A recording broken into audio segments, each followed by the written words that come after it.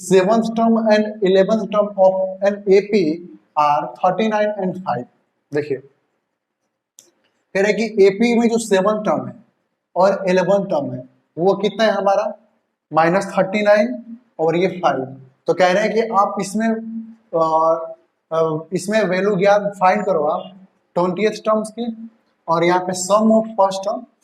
20 terms. ठीक है, तो सबसे पहले देखेंगे यहाँ पे कि 7 टर्म्स कितना है हमारा। 7th टर्म है हमारा -39, 11th टर्म है हमारा 5। तो यहाँ पे हमें 20th टी मतलब n20 फाइंड करना है, और यहाँ पे सम ऑफ 20 फाइंड करना है। तो देखते सबसे पहले लेकर के चलते हैं सॉल्यूशन। कहते हैं कि nth टर्म तो क्या हो जाएगा T7। मैंने आप लोगों को पहले बताया था कि जहां भी अगर nth टर्म कह रहा है ऐसे कर रहा है कि nth टर्म, तो उसका मतलब क्या है कि n का जो वैल्यू है वो बता रहा है हमारा। मैंने आप लोगों को सबसे पहले लेक्चर में जब हमने को इंट्रोड्यूस करवाया था अर्थमेटिक प्रोग्रेशन से एपी से, उस टाइम मैंने आप लोगों को बताया था कि टीएन जब मैं आप लोगों को समझा रहा था वहां पे टीएन क्या होता है कि a + n - 1 × d। यहाँ पर तो मैंने आप लोगों को बताया था कि जहां पर भी nth टर्म बोल रहा है इसका मतलब समझ लो कि आप उसकी जो बोल रहे हैं वो हमारा n का वैल्यू बता रहा है। तो कह रहा है कि 7th टर्म, तो 7th टर्म कह रहा है मतलब क्या है कि T7n का जो वैल्यू वो क्या है हमारे पास 7 है। तो ये जो है हमारा T7 जो वो क्या है हमारे पास -39। ठीक है, और T11 जो है T11 ये जो है हमारे पास 5 है। ठीक है, तो यहाँ पे हमें 20th टर्म निकालना है, T20 भी हमें निकालना होगा कि T20 का वैल्यू क्या होगा, और S20 भी हमें निकालना होगा। ठीक है, ये हमारे पास T7 गिवन है और ये T11 गिवन है, और हमें निकालना क्या होगा T20 का वैल्यू आप निकाल दो और S20 का वैल्यू आप निकाल दो। T20 का भी वैल्यू आपको निकालना होगा और S20 का भी वैल्यू निकालना होगा। तो सबसे पहले T20 और S20 का वैल्यू निकालने के लिए हमें क्या करना होगा, देखिए सबसे पहले पहला इक्वेशन लेकर के चलते हैं तो क्या होगा।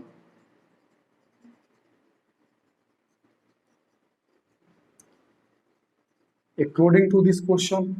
इस क्वेश्चन के हिसाब से अगर हम चलते हैं तो क्या है, कह रहे हैं कि T7 क्या होगा। अगर हम कहते हैं कि Tn लेकर के मैं चल रहा हूं तो क्या होता है वहां पे a + n - 1 × d होता है। अब मैं कह रहा हूं कि आपको T7 में लेकर के चल रहा हूं, तो T7 क्या हो जाएगा a + n की जगह पे क्या आ जाएगा 7, तो 7 - 1 × d, तो ये कितना हो जाएगा a + 7 - 1 6d। ठीक है, तो ये 6d हो जाएगा। तो इसको हम यहाँ पर लेके यहाँ पर लेकर के चलते हैं कि T7 equal a + 7 - 1 × d equal कितना है हमारे पास माइनस का 39। ये हो गया हमारे पास इक्वेशन 1। और दूसरा कह रहा है हमारा कि T11 है, तो T11 equal to a + 11 - 1 × d 5 equation number 2। देखिए हमारे पास ना ही a है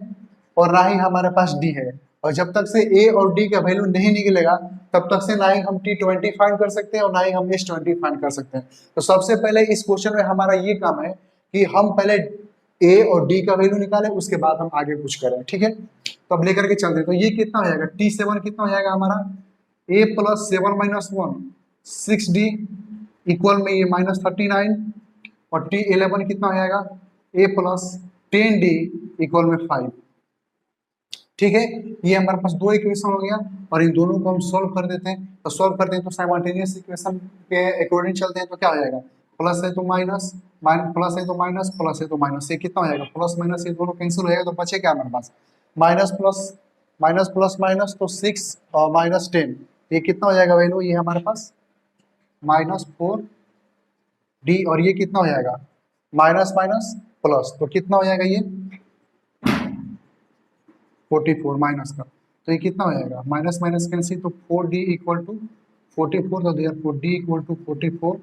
डिवाइड बाई 4 इक्वल टू 11। तो d का वैल्यू हमें क्या मिला 11। d का वैल्यू हमें जब 11 मिल गया तो अब हम क्या करेंगे कि इस d का जो ये जो हमारा d का वैल्यू है इसको हम पुट करेंगे इक्वेशन नंबर 1 में। तो यहाँ पे देखते हैं कि put the value of d in equation 1। इस इक्वेशन 1 में हम पुट करते हैं तो ये कितना हो जाएगा, इक्वेशन 1 क्या है हमारे पास, a प्लस में 6d इक्वल टू -39।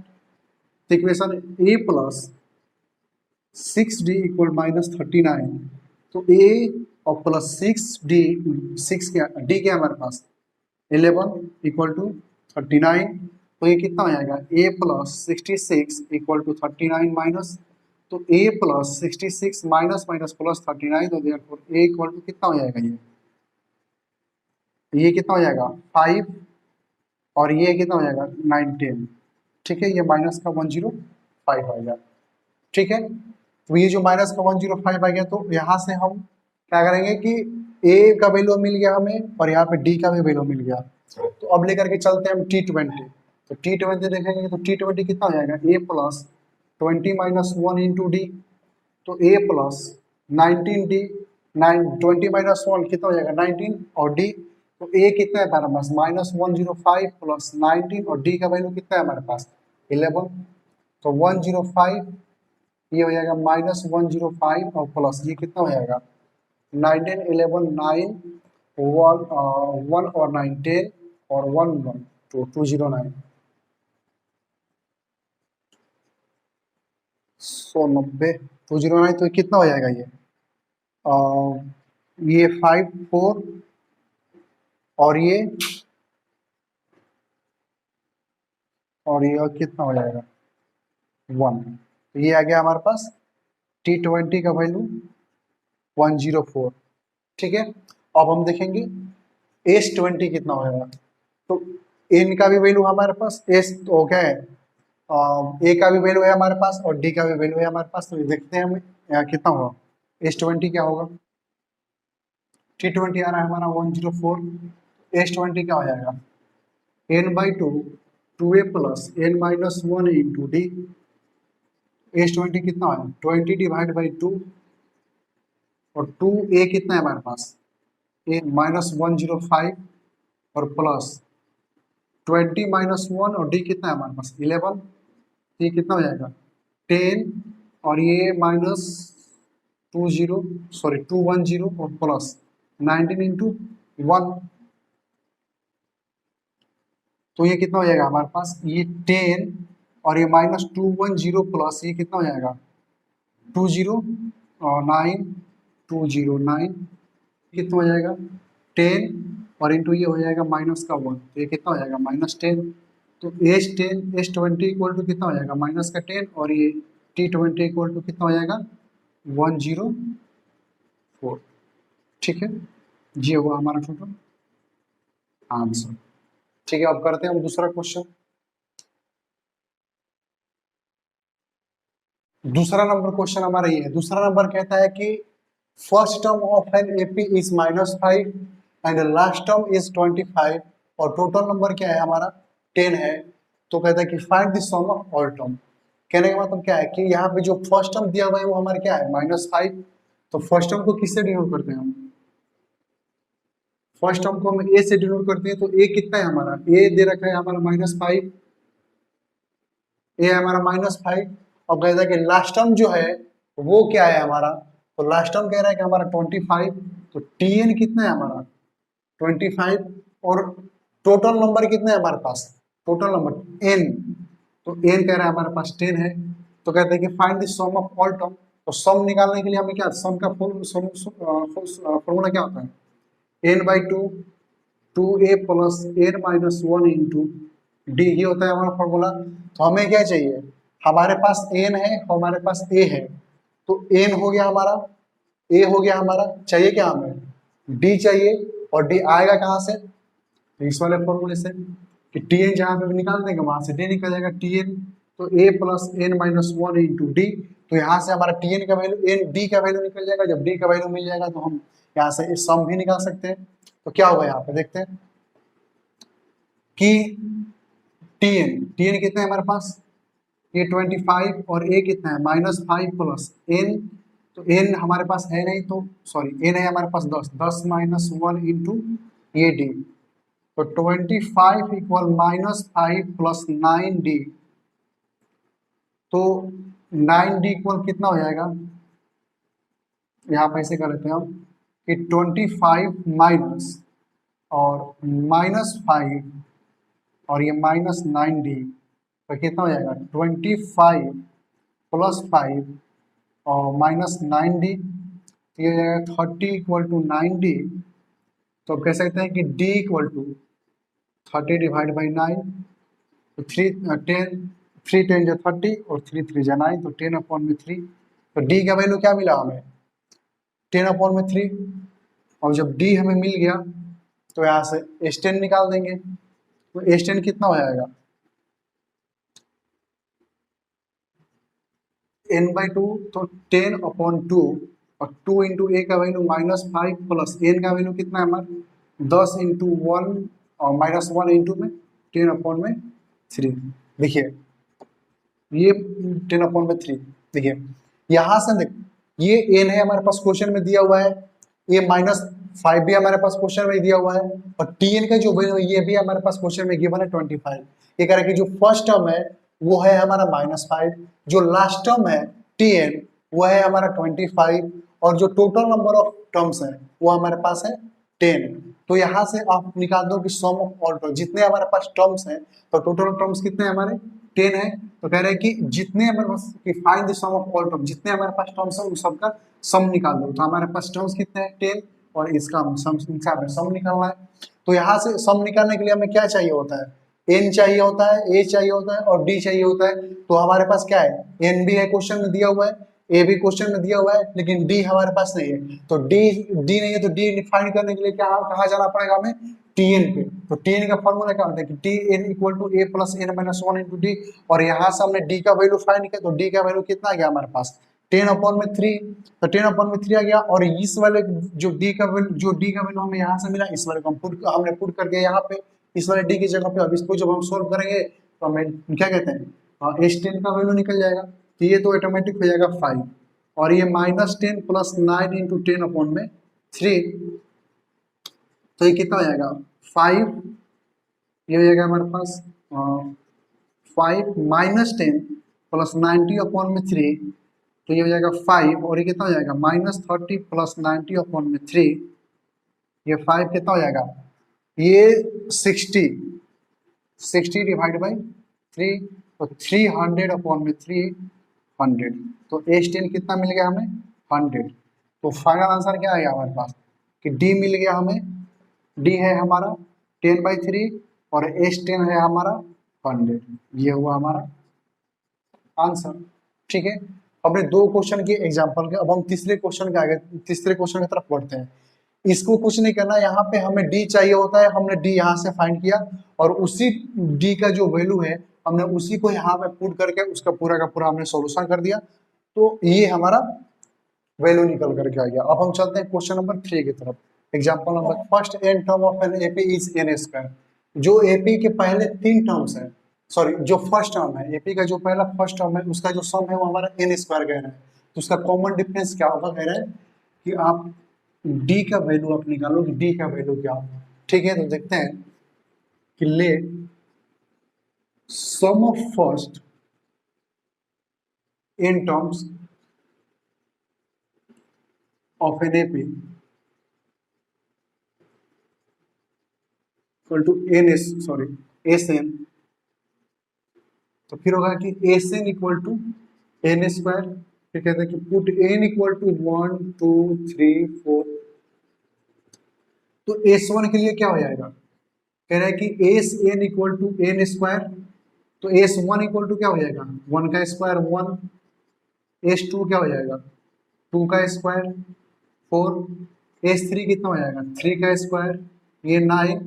S4 कितना हो जाएगा 4 का स्क्वायर ये हो जाएगा, तो ये हो जाएगा 16, S5 कितना हो जाएगा 5 का स्क्वायर करो, तो ये हो जाएगा 25। तो एक हमारे पास ये सीरीज मिलकर के आ गया 1 4 9 16 25, ऐसे ही चलेंगे हम 6 7 8 ऐसे ही करते जाएंगे। तो फिर हम देखेंगे देखते हैं कि जो तो फर्स्ट टर्म के लिए ये सीरीज क्या बनेगा first term for first term 1, second term क्या हो जाएगा सेकेंड टर्म क्या है S2 - S1, H two minus S one कहने का मतलब 4 - 1 3, third term H3 minus H2 9 - 4 equal 5, fourth term S4 minus S3, तो ये कितना होगा 16 - 9,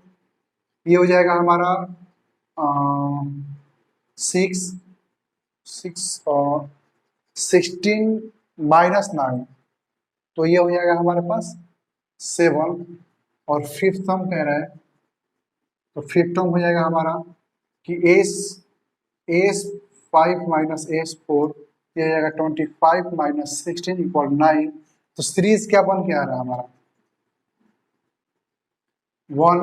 3 5 7 9, वैसे ही एक और टर्म आगे चलते तो मिलता है 11, और एक टर्म आगे चलते तो मिलता है हमें 13, तो यहाँ से D कितना निकल करके आएगा 3 - 1 2, फिर यहाँ पे D निकल करके क्या आएगा 5 - 3 2, D यहाँ पे क्या आएगा 7 - 5 D, फिर यहाँ D निकल करके क्या आएगा 9 - 7 इक्वल टू 2, फिर यहाँ पे 11 - 9 इक्वल टू 2, 13 - 11, ये जाएगा हमारा 2, तो D का वैल्यू हमेशा क्या आएगा यहाँ पे 2, हमारा आंसर हुआ। ये क्वेश्चन नंबर थर्ड हुआ। अब क्वेश्चन नंबर 4 पे आगे चलते हैं कि क्वेश्चन नंबर 4 क्या है उसको देखते हैं हम, ठीक है। Question number 4, question number study material example, question number example में एग्जाम्पल में क्वेश्चन नंबर 4 ये, तो क्वेश्चन नंबर 4 कह रहा है कि k square minus 2k plus 5, 3k square plus k plus 4, 4k square plus 2k plus 11, तो कहता है कि find the value of k, ठीक है। तो हम करते हैं let a equal k square minus 2k plus 5, b equal 3k square plus k plus 4, और c equal 4k square plus 2k plus 11, तो लेकर के चलते हैं यहाँ पे b माइनस ए और c minus B, b minus A equal c minus B, b कितना है हमारे पास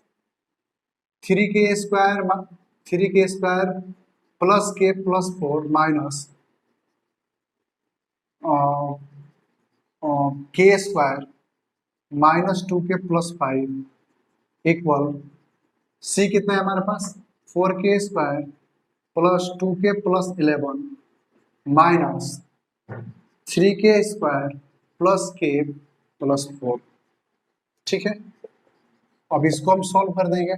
कितना आएगा